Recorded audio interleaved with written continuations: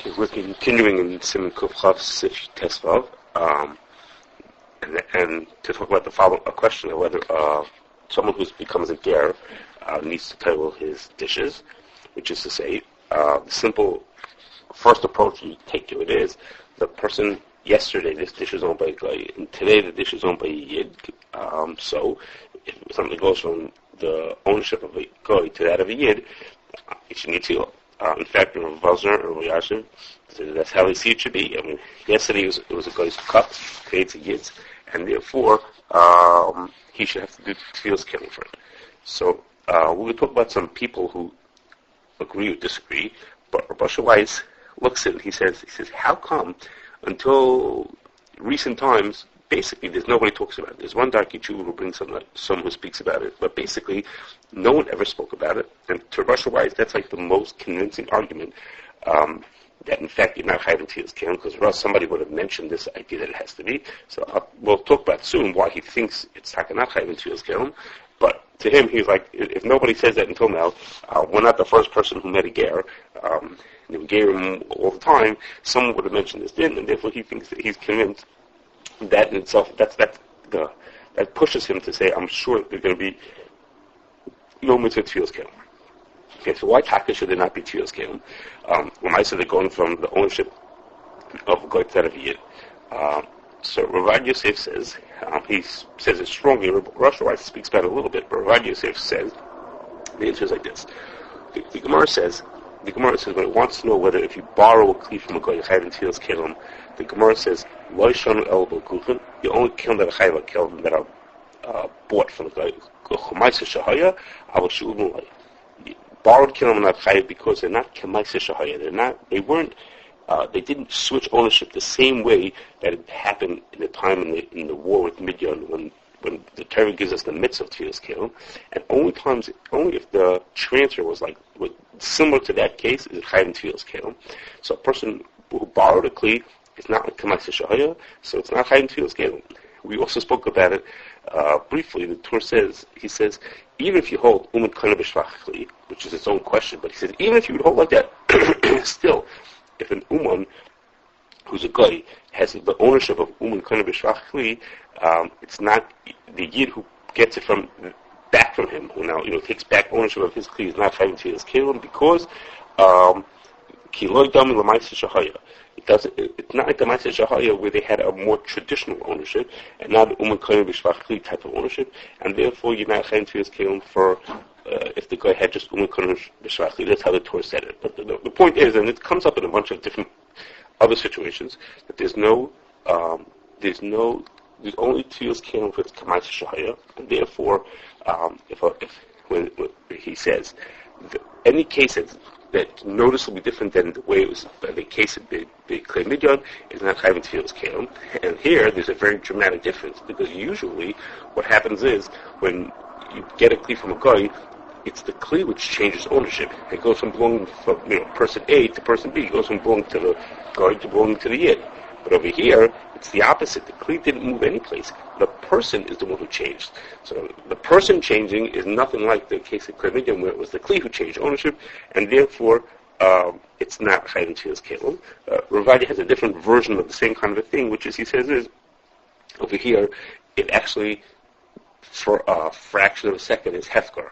When the ger, when the goy goes through his gerus, all those things become hefker, and then he instantly is turning them back. So since it came from hefker, it's not chayav in Tevillas Keilim. I don't know how we know that it becomes hefker. Or that's how, but he says it becomes hefker, and since it's hefker, magically, and then the yid gets it. So the yid didn't get it from the goy; he got it from hefker. Okay, now, as a sort of aside to this is, the Bavadi speaks about.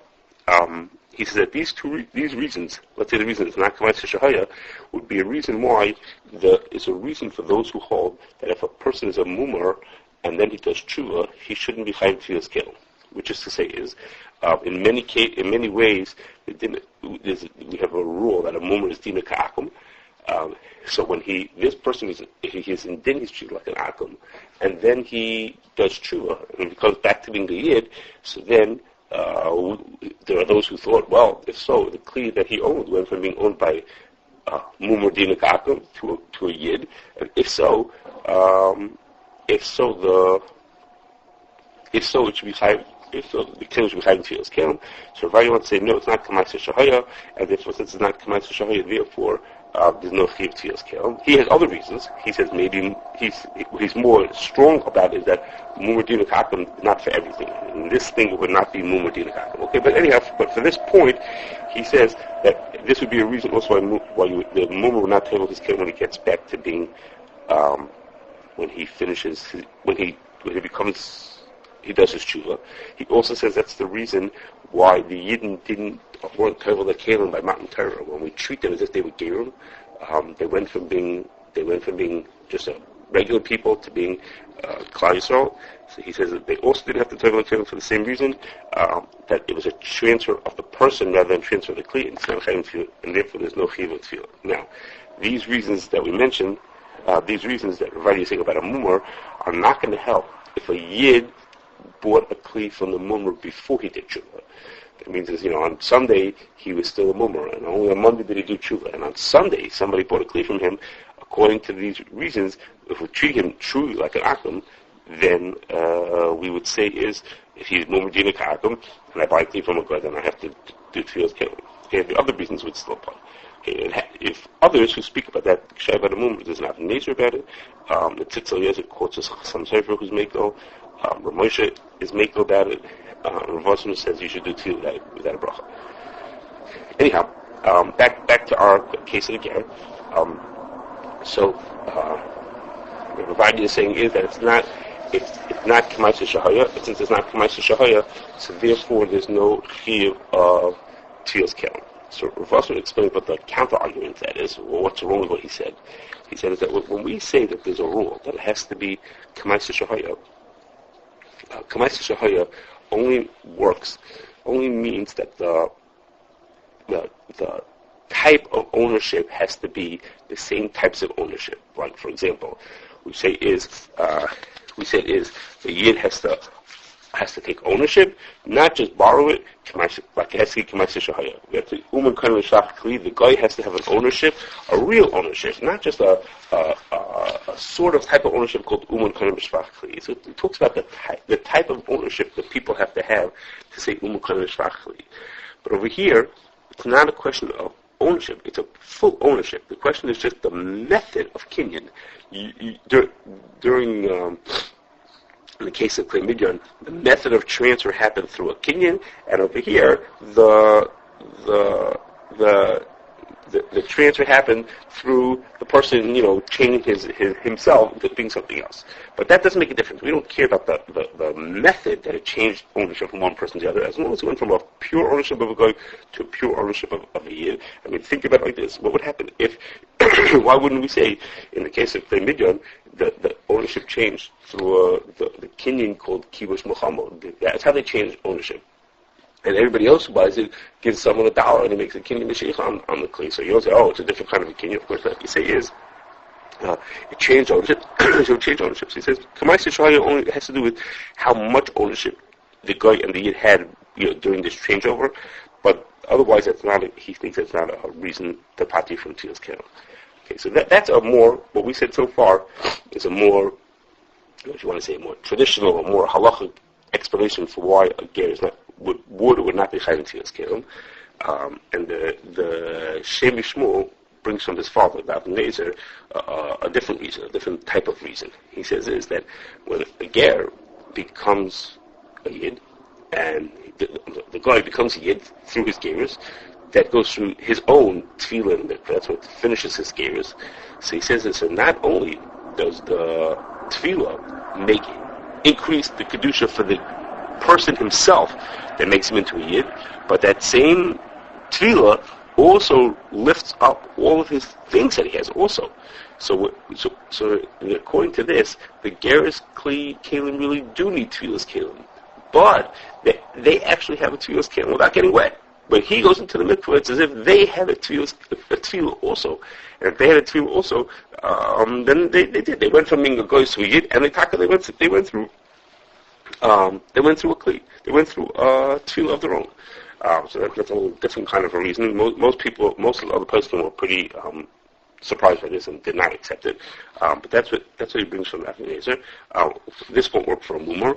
There's a minig that a mumor goes to the mikveh when he does tshuva, but that's not a real, so to speak, a chiyuv of a tefillah.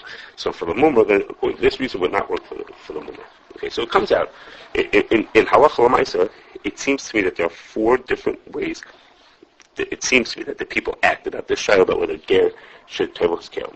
So Rabbi Yashiv, the first one is Rabbi Yashiv, who says he should do tefillah. My reading of it wasn't so strong, but it was so clear, but that he would say tefillah with a bracha. That was Rabbi Yashiv was like the strongest.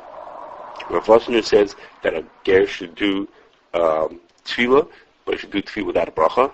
And Rabbi Reif says that's Rav Shechter's bezin. Rav Shechter runs a bezin for gerus in New York, and that bezin tells their people when someone becomes a ger that they should do without bracha. Okay. The third is Rav Vadia says he's very convinced that his argument l'kula is right. He's convinced that that's true, that you're not chayv in Tevillas Keilim. But he says just because we have a strong svara to say something that it's not k'maisa shahaya, it's not enough. He's not so he's convinced, but he's not ready to rely on that reason by itself. So he says only by things chayv in Tevillas Keilim d'Rabbanan, like glass, could you be making not tevel, but for metal you should do tefillah and then do that tefillah without a bracha. So it means is that many of the ger's keilim, his glass and his china, a lot of his things are not going to be, according to this, would not be chayim to his keilim. But for metal things, with a possible chiyuv tefillah is a d'oraisa, then you should do tefillah without a bracha. And Rabbi says that's the way Rav Schwartz tells gerim that they should do it seriously. They should do tefillah without a bracha for the metal ones, but not do any tefillah for the glass ones. And the last is Rosh Weiss, who says the says you want to do it. There's all Zion. He says that's fine if you want to tevel. He says, but you don't think you believe at all. Okay, 2 last little things is that if you assume that tefillah is required, so Rabbi Yashiv just points out that there's a little bit of a logistical issue, which is that the ger, if he's tevel at 10 o'clock in the morning on a Tuesday morning, he can't eat anything now until he tevels his keilim, because he can get paper plates, but basically all of a sudden in 1 second he goes from he now has to tevel his dishes. He could buy his chalav v'shal milk and his television bagels the day before him and had them ready. But what is he going to do about his keilim? If he wants to avoid the problem, the person before his gerus can give his dishes to a yid, and now it belongs to a yid, and then this guy can go ahead and say that this pre-ger, this gerus candidate, can go ahead and tevel dishes. Now, in halacha tezvav, we saw that you're not allowed to believe a guy to say that he tevels his dishes. So if he tevels the dishes that are, so to speak, not his anymore, and he tevels them, so he doesn't have an amanis. Rabbi Yashiv says he can trust himself. Tomorrow when he wants to eat them, he knows that he teveled them. He can trust himself that he did the tevillah, even though when he did it, he was a guy who doesn't have an amanis, but he's just trusting himself. Rabbi Yashiv doesn't talk about, well, what about his family? If someone else wants to eat from him, how they trust him, that I don't understand. Well, I don't know that part. But he himself is allowed to trust himself that he did the tevillah when he was a guy teveling the keilim that belonged, so to speak, to a yid. He also doesn't talk about that he then loses out on his bracha, because if he does the tefillah then, he's doing tefillah, he's the guy doing the tefillah, he's not going to make a bracha, he doesn't talk about that part either. Okay? Also, in the future, in Simon Reish Beis, we're going to talk about a certain shayla about tefillah's keilim. It's not, theoretically, it's not a shayla that applies only to gerim, but in practice, it's most likely to happen as a somewhat uncommon Tevillas Keilim shayla, which actually we just came up here at the CRC. It's most likely to come up for ger. We'll speak about that then.